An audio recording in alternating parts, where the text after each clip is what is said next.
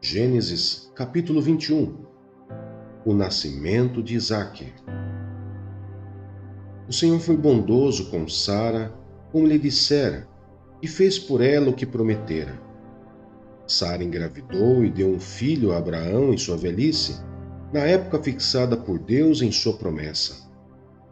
Abraão deu o nome de Isaque ao filho que Sara lhe dera. Quando seu filho Isaque tinha 8 dias de vida, Abraão o circuncidou, conforme Deus lhe havia ordenado. Estava ele com 100 anos de idade quando lhe nasceu Isaque, seu filho. E Sara disse: Deus me encheu de riso, e todos os que souberem disso rirão comigo. E acrescentou: Quem diria a Abraão que Sara amamentaria filhos? Contudo, eu lhe dei um filho em sua velhice. Abraão expulsa Agar e Ismael.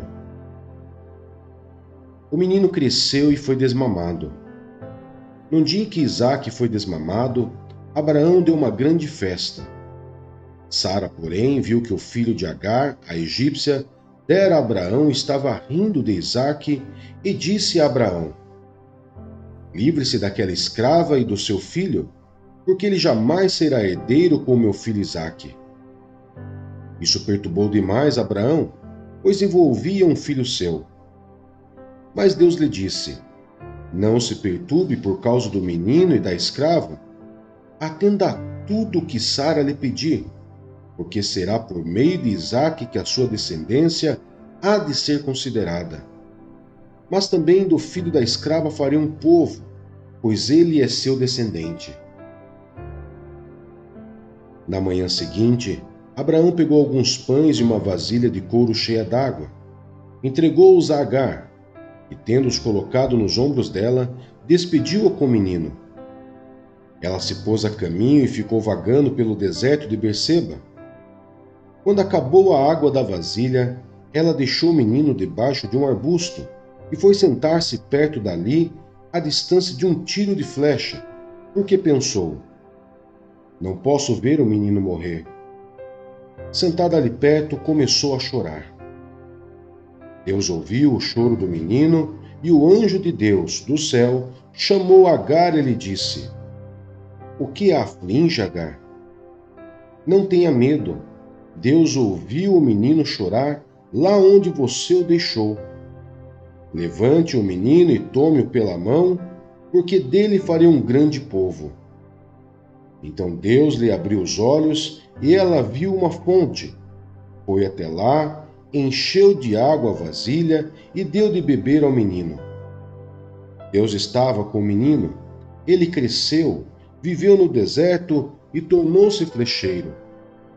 Vivia no deserto de Parã e sua mãe conseguiu-lhe uma mulher da terra do Egito. O acordo entre Abraão e Abimeleque. Naquela ocasião, Abimeleque, acompanhado de Ficol, comandante do seu exército, disse a Abraão: Deus está contigo em tudo o que fazes. Agora, jura-me diante de Deus, e não vais enganar-me, nem a mim, nem a meus filhos e descendentes. Trata a nação que te acolheu como estrangeiro com a mesma bondade com que te tratei. Respondeu Abraão: Eu juro. Todavia Abraão reclamou com Abimeleque a respeito de um poço que os servos de Abimeleque lhe tinham tomado à força. Mas Abimeleque lhe respondeu: Não sei quem fez isso. Nunca me disseste nada, e só fiquei sabendo disso hoje. Então Abraão trouxe ovelhas e bois, deu-os a Abimeleque, e os dois firmaram um acordo. Abraão separou 7 ovelhas do rebanho, pelo que Abimeleque lhe perguntou: Que significam essas 7 ovelhas que separastes das demais? Ele respondeu: Aceita estas 7 ovelhas de minhas mãos como testemunho de que eu cavei este poço. Por isso aquele lugar foi chamado Berseba, porque ali os dois fizeram um juramento. Firmado este acordo em Berseba, Abimeleque e Ficol, comandante das suas tropas, voltaram para a terra dos filisteus. Abraão, por sua vez, plantou uma tamargueira em Berseba e ali invocou o nome do Senhor, o Deus eterno. E morou Abraão na terra dos filisteus por longo tempo. Mateus capítulo 20. A parábola dos trabalhadores na vinha. Pois o reino dos céus é como um proprietário que saiu de manhã cedo para contratar trabalhadores para a sua vinha. Ele combinou pagar-lhes 1 denário pelo dia e mandou-os para a sua vinha. Por volta das 9 horas da manhã, ele saiu e viu outros que estavam desocupados na praça e lhes disse: Vão também trabalhar na vinha, e eu lhes pagarei o que for justo. E eles foram. Saindo outra vez por volta do meio-dia e das 3 horas da tarde, fez a mesma coisa. Saindo por volta das 5 horas da tarde, encontrou ainda outros que estavam desocupados e lhes perguntou: Por que vocês estiveram aqui desocupados o dia todo? Porque ninguém nos contratou, responderam eles. Ele lhes disse: Vão vocês também trabalhar na vinha. Ao cair da tarde, o dono da vinha disse a seu administrador: Chame os trabalhadores e paga-lhes o salário, começando com os últimos contratados e terminando nos primeiros. Vieram os trabalhadores contratados por volta das 5 horas da tarde e cada um recebeu 1 denário. Quando vieram os que tinham sido contratados primeiro, esperavam receber mais. Mas cada um deles também recebeu 1 denário. Quando o receberam, começaram a se queixar do proprietário da vinha, dizendo-lhe: Esses homens contratados por último trabalharam apenas 1 hora, e o Senhor os igualou a nós, que suportamos o peso do trabalho e o calor do dia. Mas ele respondeu a um deles: Amigo, não estou sendo injusto com você. Você não concordou em trabalhar por 1 denário? Receba o que é seu e vá. Eu quero dar o que foi contratado por último o mesmo que lhe dei. Não tenho direito de fazer o que quero com o meu dinheiro?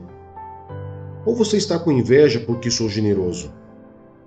Assim, os últimos serão primeiros e os primeiros serão últimos. Jesus prediz novamente sua morte e ressurreição. Enquanto estava subindo para Jerusalém, Jesus chamou em particular os 12 discípulos e lhes disse: Estamos subindo para Jerusalém, e o Filho do Homem será entregue aos chefes dos sacerdotes e aos mestres da lei. Eles o condenarão à morte e o entregarão aos gentios, para que zombem dele, o açoitem e o crucifiquem. No terceiro dia ele ressuscitará. O pedido de uma mãe. Então aproximou-se de Jesus a mãe dos filhos de Zebedeu, com seus filhos, e prostrando-se fez-lhe um pedido. O que você quer? Perguntou ele. Ela respondeu: Declara que no teu reino esses meus 2 filhos se assentarão um à tua direita e o outro à tua esquerda. Disse-lhe Jesus: Vocês não sabem o que estão pedindo. Podem vocês beber o cálice que eu vou beber? Podemos, responderam eles. Jesus lhes disse: Certamente vocês beberão do meu cálice, mas o assentar-se à minha direita ou à minha esquerda não cabe a mim conceder. Esses lugares pertencem àqueles para quem foram preparados por meu Pai. Quando os outros 10 ouviram isso, ficaram indignados com os 2 irmãos. Jesus os chamou e disse: Vocês sabem que os governantes das nações as dominam, e as pessoas importantes exercem poder sobre elas. Não será assim entre vocês.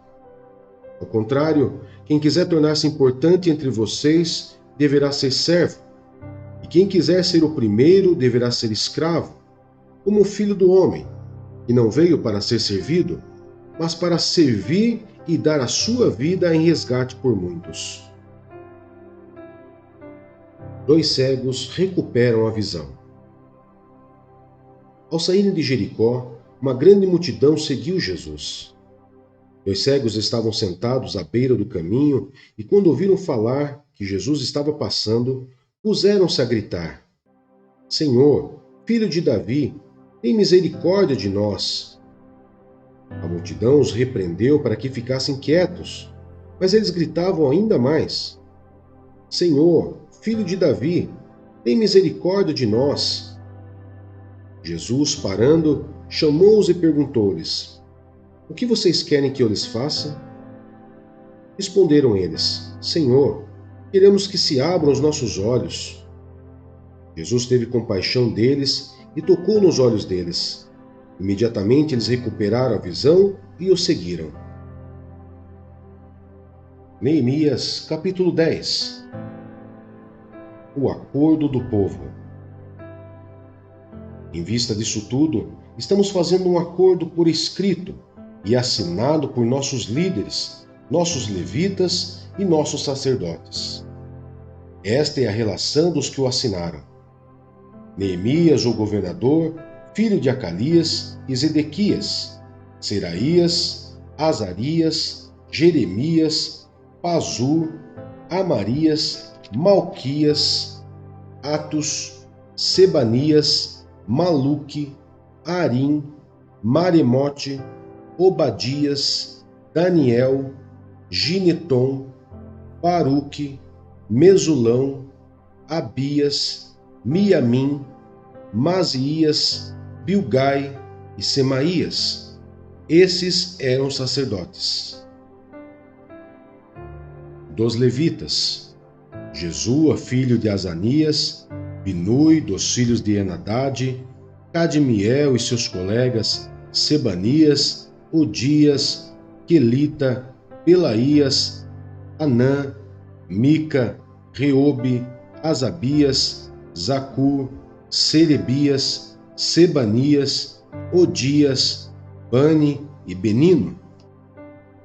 Dos líderes do povo: Parós, Paate-Moabe, Elão, Zato, Bani, Uni, Azigade, Bebai, Adonias, Bigvai, Adim, Ater, Ezequias, Azur, Odias, Assum, Bezai, Arife, Anatote, Nebai, Magpias, Mesulão, Ezir, Mesesabel, Zadok, Jadua, Pelatias, Anã, Anaías, Oséias, Ananias, Assube, Aloés, Pilha, Zobeque, Reum, Azabiná, Maceias, Aias, Anã, Anã, Maluque, Arim e Baaná.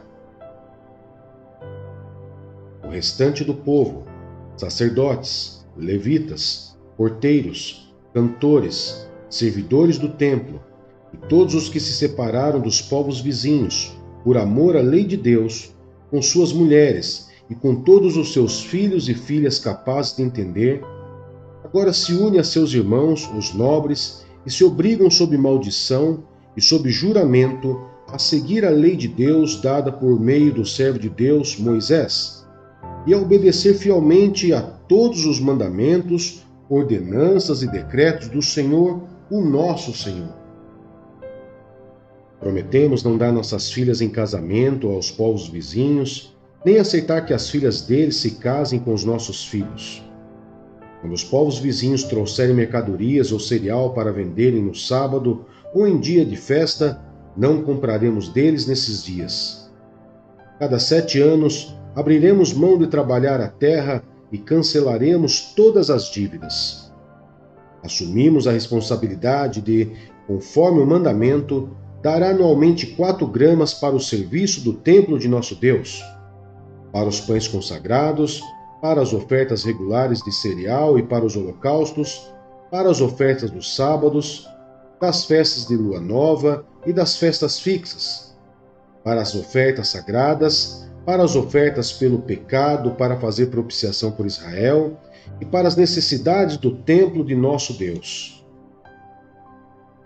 Também lançamos sorte entre as famílias dos sacerdotes, dos levitas e do povo, para escalar anualmente a família que deverá trazer lenha ao templo de nosso Deus, no tempo determinado, para queimar sobre o altar do Senhor, o nosso Deus, conforme está escrito na lei.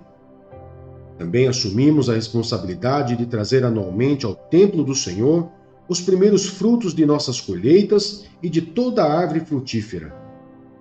Conforme também está escrito na lei, traremos o primeiro de nossos filhos e a primeira cria de nossos rebanhos, tanto de ovelhas como de bois, para o templo de nosso Deus, para os sacerdotes que ali estiverem ministrando.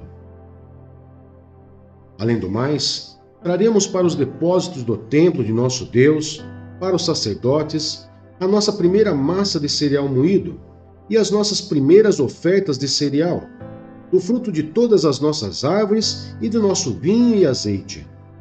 E traremos o dízimo das nossas colheitas para os levitas, pois são eles que recolhem os dízimos em todas as cidades onde trabalhamos.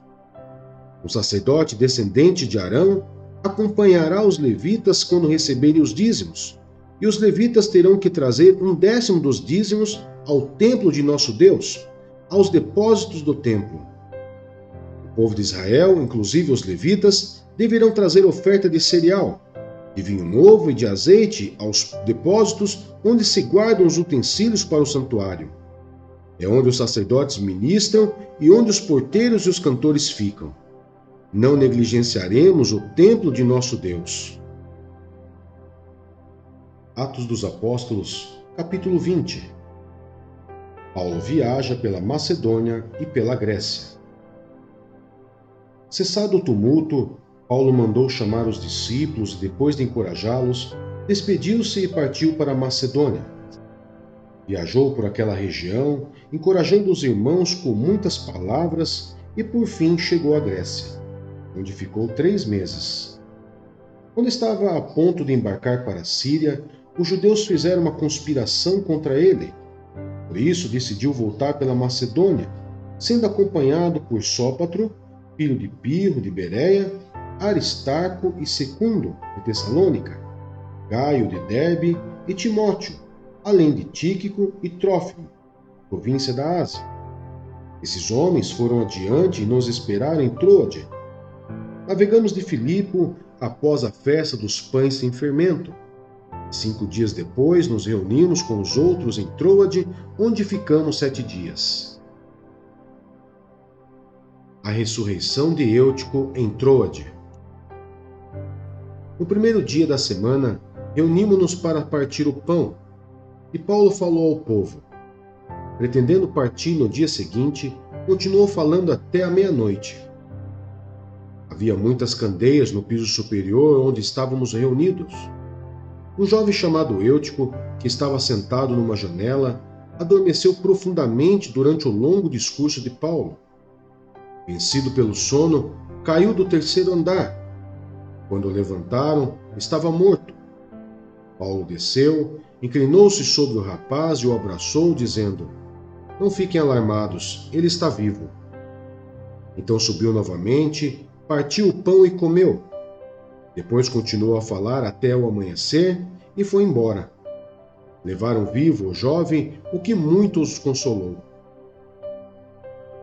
Paulo despede-se dos presbíteros de Éfeso. Quanto a nós, fomos até o navio e embarcamos para Assos, onde iríamos receber Paulo a bordo. Assim ele tinha determinado, tendo preferido ir a pé. Quando nos encontrou em Assos, nós o recebemos a bordo e prosseguimos até Mitilene. No dia seguinte, navegamos dali e chegamos defronte de Quio. No outro dia, atravessamos para Samos e um dia depois, chegamos a Mileto. Paulo tinha decidido não aportar em Éfeso, para não se demorar na província da Ásia, pois estava com pressa de chegar a Jerusalém, se possível, antes do dia de Pentecostes. De Mileto, Paulo mandou chamar os presbíteros da igreja de Éfeso. Quando chegaram, ele lhes disse: "Vocês sabem como vivi todo o tempo em que estive com vocês. desde o primeiro dia em que cheguei à província da Ásia. Servir ao Senhor com toda a humildade e com lágrimas, sendo severamente provado pelas conspirações dos judeus. Vocês sabem que não deixei de pregar-lhes nada que fosse proveitoso, mas ensinei-lhes tudo publicamente e de casa em casa. Testifiquei tanto a judeus como a gregos que eles precisam converter-se a Deus com arrependimento e fé em nosso Senhor Jesus. Agora, compelido pelo Espírito, estou indo para Jerusalém, sem saber o que me acontecerá ali. Só sei que, em todas as cidades, o Espírito Santo me avisa que prisões e sofrimentos me esperam. Todavia, não me importo, nem considero a minha vida de valor algum para mim mesmo, se tão somente puder terminar a corrida e completar o ministério que o Senhor Jesus me confiou, e testemunhar do Evangelho da graça de Deus. Agora sei que nenhum de vocês, entre os quais passei pregando o reino, verá novamente a minha face. Portanto, eu lhes declaro, hoje, que estou inocente do sangue de todos, pois não deixei de proclamar-lhes toda a vontade de Deus. Cuidem de vocês mesmos e de todo o rebanho sobre o qual o Espírito Santo os colocou como bispos para pastorearem a igreja de Deus, que ele comprou com seu próprio sangue. Sei que, depois da minha partida, lobos ferozes penetrarão no meio de vocês e não pouparão o rebanho. E dentre vocês mesmos se levantarão homens que torcerão a verdade, a fim de atrair os discípulos. Por isso, vigiem. Lembre-se de que durante 3 anos jamais cessei de advertir cada um de vocês disso, noite e dia, com lágrimas. Agora, eu os entrego a Deus e a palavra da sua graça, que pode edificá-los e dar-lhes herança entre todos os que são santificados. Não cobicei a prata, nem o ouro, nem as roupas de ninguém. Vocês mesmos sabem que essas minhas mãos supriram minhas necessidades e as de meus companheiros. Em tudo que fiz, mostrei-lhes que, mediante trabalho árduo, devemos ajudar os fracos, lembrando as palavras do próprio Senhor Jesus que disse: há maior felicidade em dar do que em receber. Tendo dito isto, ajoelhou-se com todos eles e orou. Todos choraram muito e, abraçando-o, o beijavam. O que mais os entristeceu foi a declaração de que nunca mais veriam a sua face. Então o acompanharam até o navio.